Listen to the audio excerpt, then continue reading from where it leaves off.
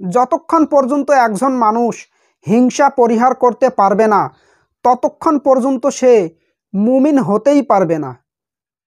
যতক্ষণ পর্যন্ত আপনি শিরিক বুঝতে পারবেন না ততক্ষণ পর্যন্ত শিরিক থেকে বাঁচতে পারবেন না। শিরিক হচ্ছে সবচেয়ে বড় গুনাহ। আল্লাহ যেন আমাদেরকে শিরিক বুঝায় এবং শিরিক থেকে বাঁচার তৌফিক দান করুন, আমিন।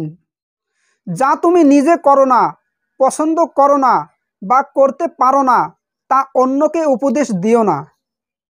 রাসূল সাল্লাল্লাহু আলাইহি ওয়াসাল্লাম বলেছেন, কিয়ামতের আলামত সমূহের মধ্যে একটি গুরুত্বপূর্ণ আলামত হচ্ছে মানুষ পরস্পর মসজিদ নিয়ে গর্ব করবে। ইতিমধ্যে তা এসে গেছে। আবু দাউদ, নাসাই, ইবনে মাজা।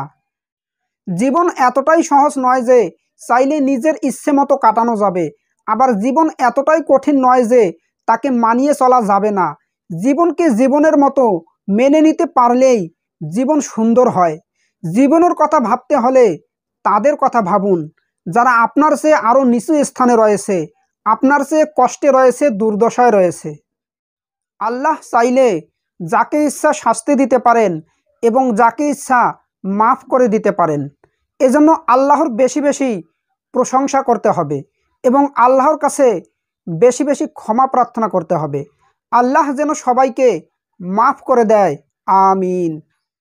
আল্লাহ চাইলে তার জীবনের সমস্ত গুনাহ মাফ করে দিতে পারে, কিন্তু কারো প্রতি ঋণগ্রস্ত থাকা যদি পরিশোধ না করে থাকে এবং কারো প্রতি বেঈমানি, ধোঁকাবাজি অথবা অন্যায় আচরণ এইসব করে থাকে, মৃত্যুর আগে ক্ষমা চেয়ে না নেয় অথবা সে ক্ষমা করে না দেয়, তাহলে সে পরকালে ক্ষতিগ্রস্ত হবে।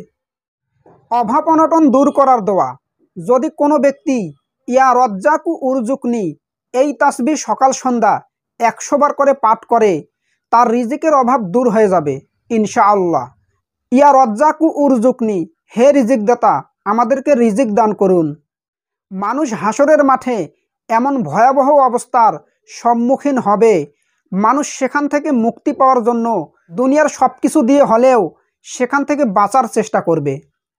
জীব মাত্রই মরণশীল, প্রত্যেক জীবকে মৃত্যুর স্বাদ গ্রহণ করতেই হবে। কুল্লু নাফসিন জাইকাতুল মউত। বান্দা এবং আল্লাহর মাঝে সম্পর্কের মাধ্যম হলো নামাজ। যে নামাজ ছেড়ে দিল সে আল্লাহর সাথে সম্পর্ক ছিন্ন করল। মৃত্যুর সংবাদ শুনে ইন্না লিল্লাহি ওয়া ইন্না ইলাইহি রাজিউন পাঠ করা, ধৈর্য ধারণ করা এবং আল্লাহর তাকদিরের উপর সন্তুষ্ট থাকা আবশ্যক। কেননা আল্লাহ তাআলা বললেন, যখন তারা বিপদে পতিত হয় তখন বলে ইন্না লিল্লাহি ওয়া ইন্না ইলাইহি রাজিউন, নিশ্চয় আমরা সবাই তারই নিকট ফিরে যাব। যদি অভাব অনটন নিয়ে চিন্তা ভাবনা করেন তাহলে আপনার দুশ্চিন্তা, দুর্দশা বেড়ে যাবে, অন্তরে লোভ তৈরি হবে। আপনার উপর জুলুম অত্যাচার হয়েছে সেটা নিয়ে বেশি ভাববেন না, তাহলে আপনার অন্তর কঠোর হয়ে যাবে, আপনার অন্তরে হিংসা বিদ্বেষ বেড়ে যাবে এবং আপনার রাগ দীর্ঘস্থায়ী হবে। দুনিয়াতে দীর্ঘদিন বেঁচে থাকার আশা করবেন না, তাহলে জীবন নষ্ট হয়ে যাবে।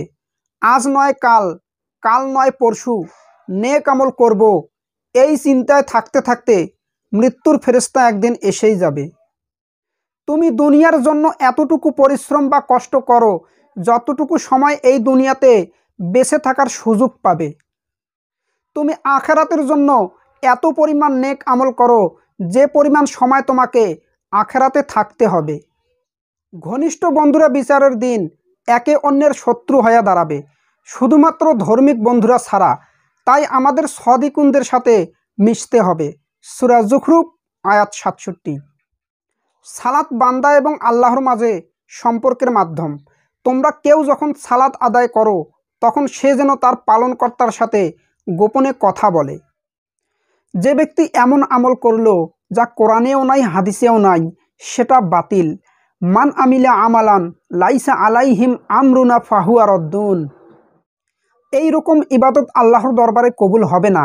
কোনো ব্যক্তি যদি দুনিয়ার ফায়দা হাসিল করার উদ্দেশ্যে ইবাদত করে, কাউকে সন্তুষ্ট করার জন্য ইবাদত করে, এই ধরনের ইবাদত আল্লাহর কাছে কখনোই কবুল হবে না।